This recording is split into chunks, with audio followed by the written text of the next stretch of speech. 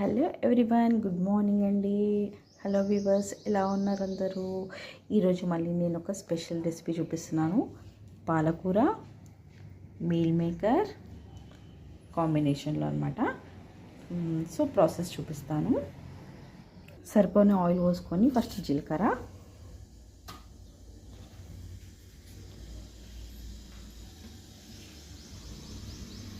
Onions, ఇవి బాగా వేగాలండి. పాలకూర కాబట్టి కొంచెం ఆనియన్స్ పెద్ద పీసెస్ కోస్తాను నేను.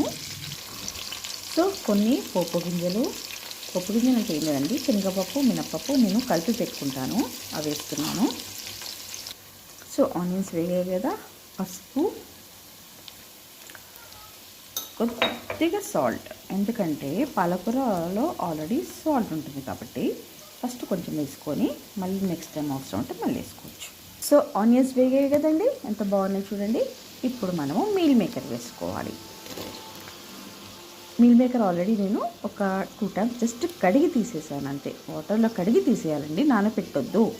నానబెడితే అవి మెత్తగా అయిపోతే బాగుంటుంది టేస్ట్. ఓకేనండి. సో ఇవి కొంచెం ఫ్రై అయ్యాయి కదండి, కొంచెం కారం వేసుకోవాలి.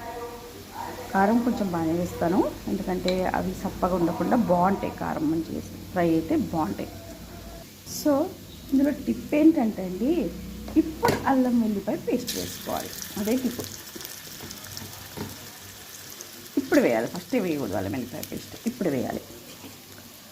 ఎందుకంటే ఈ కారము, అల్లం వెల్లిపాయ కారం అంతా మిక్స్ అయిపోయి ఒక వెరైటీ స్మెల్ వస్తుందండి, చాలా బాగుంటుంది. సో మీల్ మేకర్ కూడా మంచిగా ఫ్రై అయింది. సాల్ట్ చూసుకొని కొంచెం సాల్ట్ వేసాను నేను. ఇప్పుడు పాలకూర వేసేసుకోవాలి.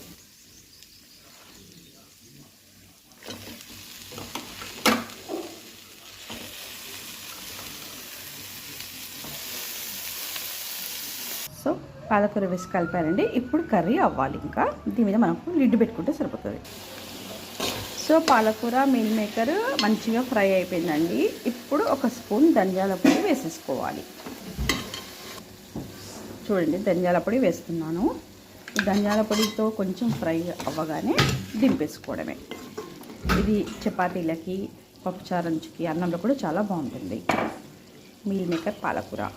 సో ఎమ్మి టేస్టీ పాలకూర అండ్ మీల్ మేకర్ కర్రీ అండి రెడీ అయింది. చూడండి ఎంత బాగుందో, మీరు కూడా ట్రై చేయండి. And please share and subscribe my channel.